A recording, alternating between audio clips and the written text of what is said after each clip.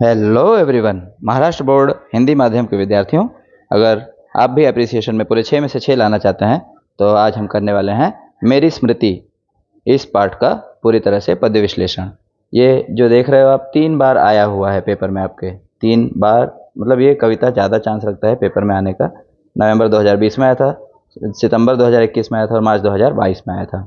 ठीक है, तो इसको अब आशा है कि ध्यान से कर लोगे और इतना हार्ड नहीं है। 6 मार्क मिलेंगे, इसका 1 मार्क, इसका 1 मार्क, ये आधा आधा मार्क के हैं, नहीं इसका 1 मार्क, ये 3 मार्क हो गए ना, नहीं तो ये आधा है, ये आधा, ये आधा, ये 1, ये 2 और ये 2, ऐसे पूरा मिला करके 6 मार्क का कि 5 मार्क का बच्चों?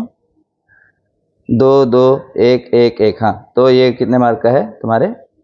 6 मार्क का। ये 1 मार्क, ये 1, ये 1, ये 2 और ये 2 मार्क का। इतना सा ही करना है, हार्ड नहीं है, मैं समझा देता हूँ, इसको आप कर लीजिए। देखिए, रचनाकार का नाम है, कविता का नाम क्या है? मेरी स्मृति।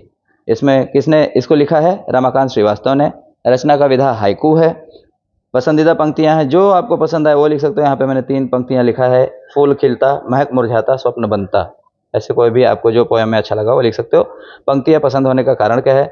कवि डॉक्टर रमाकांत श्रीवास्तव ने इन पंक्तियों के माध्यम से जीवन का रूपक प्रस्तुत किया है। इन पंक्तियों के माध्यम से कवि ने स्पष्ट किया है कि की के बाद में कॉमा डालना भूलना नहीं है। ठीक है, छोटा किया ना, कारण है। फूल की तरह ही मनुष्य भी जन्म लेता है, अपना कर्म करता है तथा अंत में मृत्यु को प्राप्त हो जाता है। सबका यही हाल है बच्चों। ठीक है, मेहनत करो और अपने जिंदगी को सफल बना लो। रचना से क्या संदेश हमको मिला है? मेरी स्मृति कविता से संदेश मिलता है कि हमें निस्पृह निस्वार्थ होकर परोपकारी जीवन जीना चाहिए। हमें प्रकृति का संरक्षण करना चाहिए।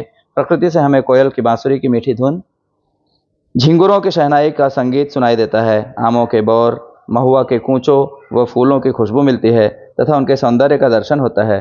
वृक्षों की सुखद छाया मिलती है। पवन से संदेश मिलता है। चिड़ियाँ प्रभात में ही जगा देती हैं। यही प्रकृति और गांव हमारी पहचान है, तो इसको बचाए रखना हमारा धर्म है। मुझे इतना आशा है कि आप लोग अभी इतना तो पढ़ ही लोगे, या एक बार सुनोगे तो भी ये सब याद हो जाता है। आप इसको जाकर पेपर में लिखोगे, आपको पूरे के पूरे 6 मार्क्स मिल जाएंगे। आपने बड़े ध्यान से सुना, आपका बहुत बहुत धन्यवाद। अब हम अगले स्लाइड में आपको तीसरा कविता के बारे में जानकारी देंगे।